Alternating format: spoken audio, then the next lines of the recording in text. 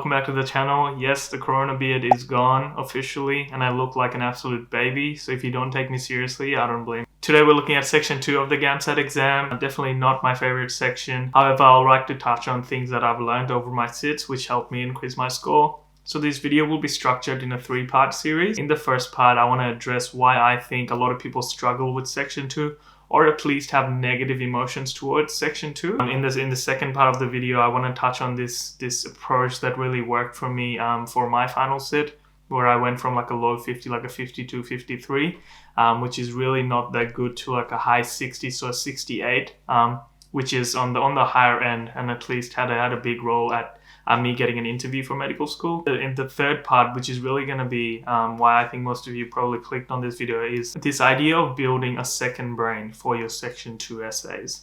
And I think that can be really, really powerful for you to have this database of media you've been exposed to, which you can use in your essays. And I'll dive into that quite deep in section 3 of the video, not the exam.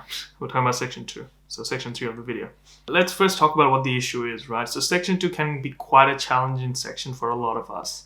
I think that the core issue that stems this sort of negative emotion towards the section is the uncertainty. You don't really know what the theme is going to be on the day. And as humans, we're just scared of the unknown, right? The theme could be anything, ranging from, technology to things like freedom, which are a little bit more manageable, to something really, really random, like a nanny state government, which was actually one of the themes in one of the years. That's probably something you might not even have ever thought about.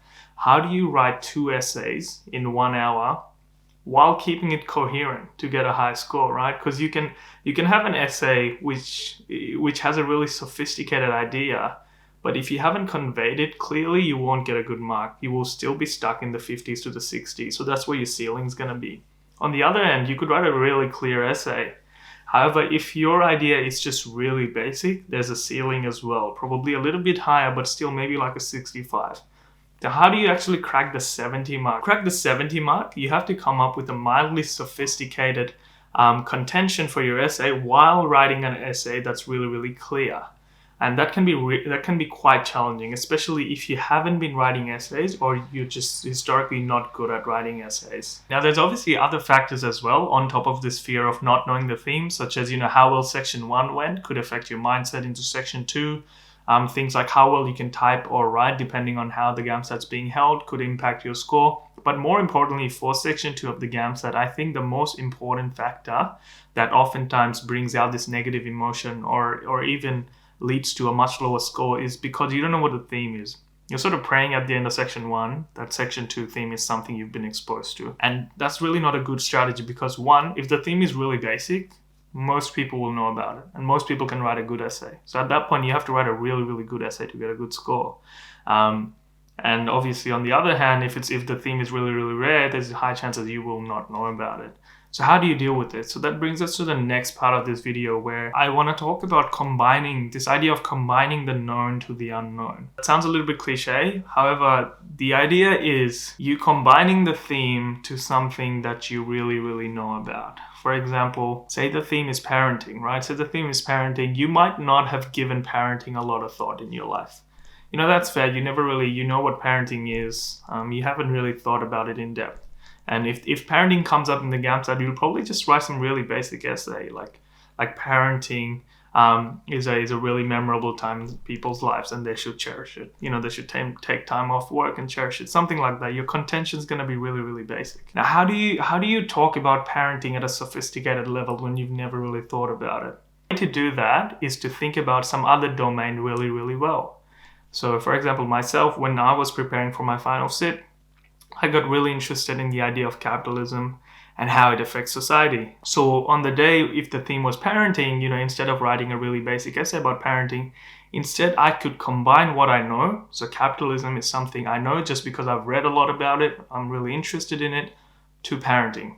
So listen to these 2 contentions and tell me which essay you think will be the better one. Okay. Say contention 1, so that's something you would have written if you did not do what I'm telling you to do. So parenting is something people cherish and love. So that's a contention, right? It's really basic. Literally anyone could come up with that. Versus, listen to this one. Modern day capitalism affects young couples' perspectives on parenting. So I'll say it again. Modern day capitalism affects young couples' perspectives on parenting. So now what you've done is, this essay sounds like a killer, right? This essay sounds like a really well thought out essay on parenting. But instead what you've done is you've really thought about capitalism and you've sort of combined it with parenting. And I think that's the key to sort of unlocking this unknown for section 2. So you don't pray. So you don't pray at the end of section 1, because when you pray, you're really, really scared, right? It's the praying is a symptom. Anyway, I don't know why I'm talking so much about praying. The point is, I don't want you to be scared of section 2 anymore, because it doesn't matter what the theme is, there's a high chance you'll be able to combine what you know with the theme. First step to do that is to know something. Like, I knew capitalism because I read a lot about capitalism. You need to decide what things you're passionate about and what's going to be worth your time to research and read on. You don't just have to read, right? You listen to podcasts on it, you watch documentaries on it, and you read on it. But it can't just be one. Right?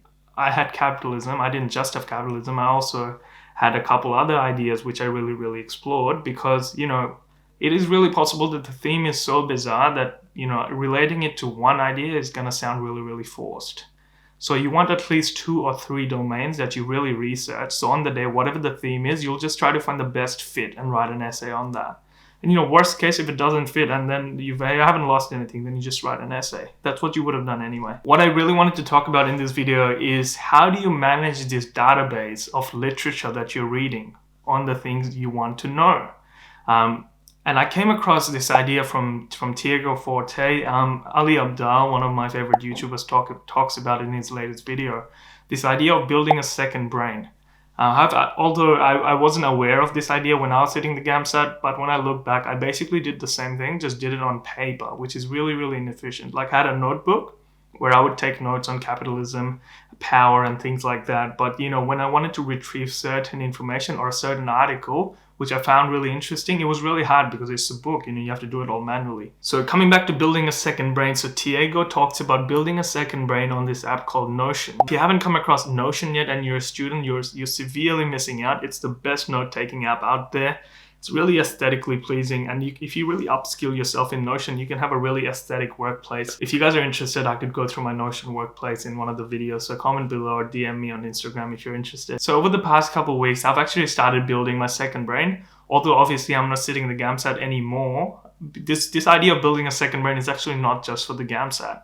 It's something you can use for the rest of your lives. You know, we read articles, get acutely really excited about it, that we learned something new, before forgetting about it. Our brains don't hold information for too long, right? Unless you keep thinking about it. You come across an interesting perspective on, say, consciousness, right? You acutely think about it, you tell your friends about it, but a month on, a year on, 2 years on, if someone asks you, you won't remember it properly. Maybe you remember it vaguely, but that's not good enough. So that's where this comes in. So I'm going to jump onto my computer to show you exactly what it is. All right, so on the screen, I've got Notion loaded up now. If you don't have Notion and you're a student, you can actually get it for free. You just need to log in with your university email. The other thing is, even if you're not a student, it's not that expensive. So I would highly, highly recommend. So on the screen now, we can see that on the left, I've arranged my life in 4 areas. This is called the para method. So on the projects are things like I'm working towards, like, you know, reaching however many subscribers, or finishing a project with my work. Areas are just different areas of my life. So that could include, you know, things like work and study versus personal. And archives will just have things that are just random filing things, like my things I've scanned, etc. But the main part for this video is the resources part. So in the resources, we can see I've got this page called the second brain. So when I click on it, we can see that here are some of the new things I've started consuming over the last couple of weeks, right? I've started doing Tiego's course called Building a Second Brain, and I'm taking notes on it in there.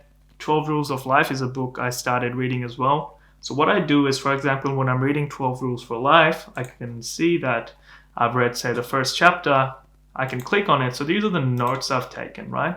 Now, these are not sort of rewording or rephrasing things. These are my interpretations of what he has said, right? So for example, when Jordan Peterson talks about principle of unequal distribution, I've got like one quote here from him, but the rest is what I think he said, all right? This is important.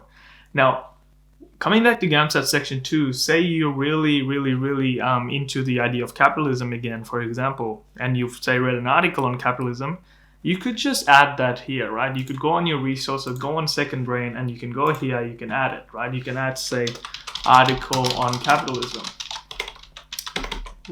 Article on capitalism.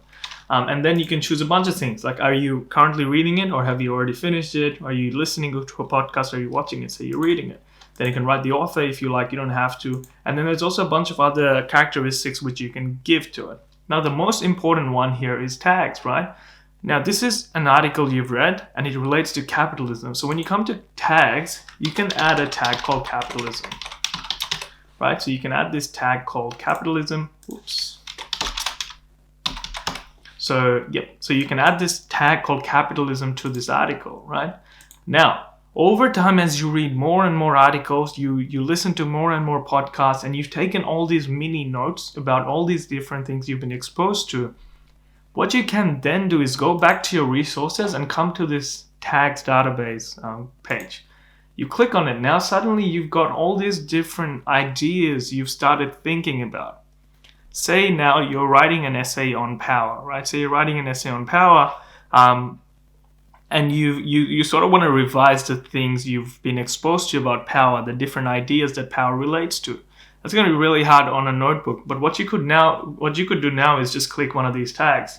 You know, for example, if I want to look at everything I've read about, say, anxiety, I can click on anxiety, and then this will come up with all the related media to anxiety. For example, anxiety, chapter 1 of Jordan Peterson's book talks about anxiety. So I can click on that and then read about this article or this book I've read on anxiety.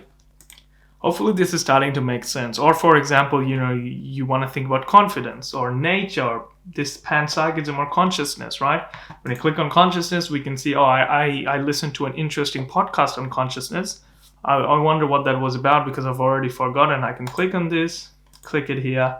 Here we go. I've taken some notes on that podcast as well. Hopefully this is starting to make sense, right? I didn't go into the technicalities on how to make this yet because I'm not sure if that's what you guys want. If you guys do want to see, you know, step by step how to make this sort of setup, you feel free to comment or DM me on Instagram. I literally reply to everyone. If you've got any questions about medical school entrance, the GAMSAT exam, MCAT, UCAT, I'll be happy to help you out.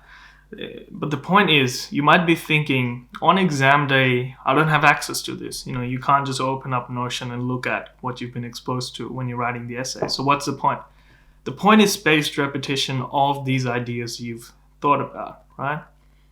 If you periodically go through the different types of articles, podcasts, documentaries you've watched for the GAMSAT Section 2, specifically, over time, these ideas will be cemented in your brain. So that's how you get really comfortable with your known, right? With your known, so you could combine the known and the unknown on the exam day. And this is how you can really become an expert on your ideas, on capitalism, power, racism, justice, whatever you have chosen to be the things you really want to get familiar with. So on the day, whatever the theme is, you can talk about the theme through this lens of the different ideas you've explored. Thank you so much for watching. Hopefully this is making sense. Feel free to check out Tiego's course. It is quite expensive. It's really not even meant for students. I wouldn't really recommend it just for GAMSAT. I'm happy to run through how I made this in a future video. Section 2 can be really hard, but even for me, someone, you know, who haven't been writing a lot of essays growing up, I was able to get a decent score in it. So there's hope for you. I think all you have to do is sort of get this fear out the way of the unknown, and have a systematic way like you do for Section 1 of the GAMSAT or Section 3 of the GAMSAT. Hope you guys liked this GAMSAT video. Hope it was helpful. People have been really good at messaging me on Instagram to get some help. I reply to basically everyone. Just ask me random questions. I'll be happy to answer you. If you did like the video, feel free to leave a like and subscribe for future videos. And I will see you guys in the next one.